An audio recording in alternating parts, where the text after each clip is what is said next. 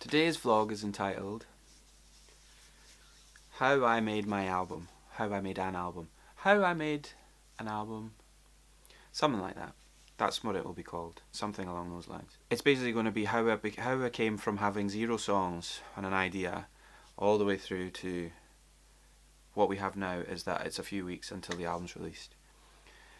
That's a lot to take in. But basically it boils down into a 2-week period of my life where all the stars aligned and everything I'd been working for and everything that I hoped would happen in my life at some point all of a sudden came to be, which was very exciting.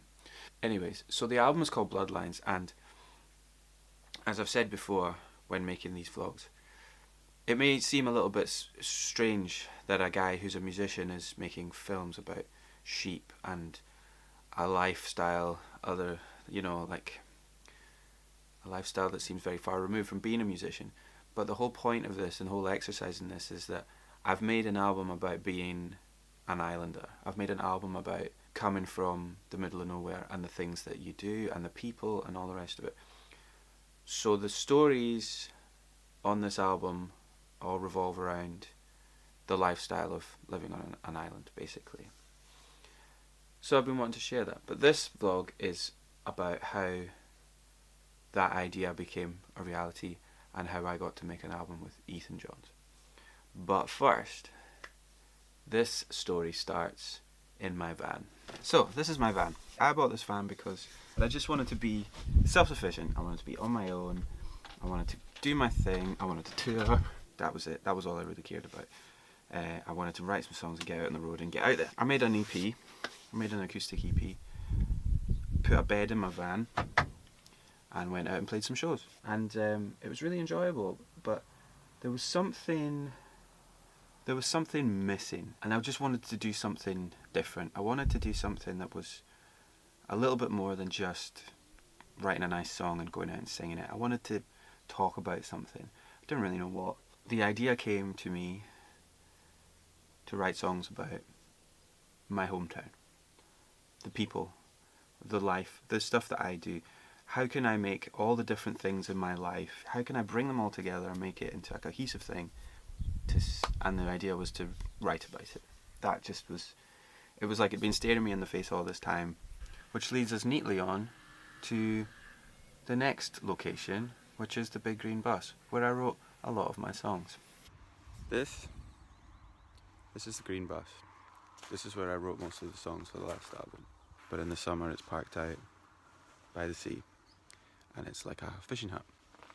But I spent pretty much all summer here in this bus last year, and I wrote most of the songs for the album in this bus. Once the songs were a little bit kind of worked up here, and once I kind of got them up to scratch on an acoustic guitar, then I went to my little home studio and worked on them more there. So anyway, this is the bus. This is where I started writing the songs. So that leads us neatly back to my home studio, where I demoed up the songs for Bloodlines. I worked on my own mostly at this point. Ethan was in at this point. He was into making the record, and I had an idea that I wanted it to be atmospheric, was the main thing. Nice guitar sounds and not too heavy, but sort of with that element. And the weather and the landscape up here really influence the sounds that I want to create, and I think it does for a lot of bands from the islands and from the Highlands.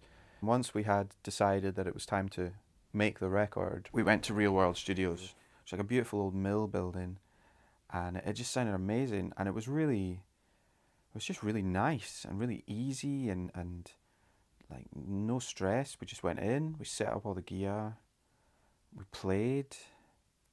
Ethan did all the drums, he got them done really quick, and then we sort of played with some sounds, and it was all very natural. There was nothing too forced about the whole process, and when it was done, and there wasn't any fussing around the songs.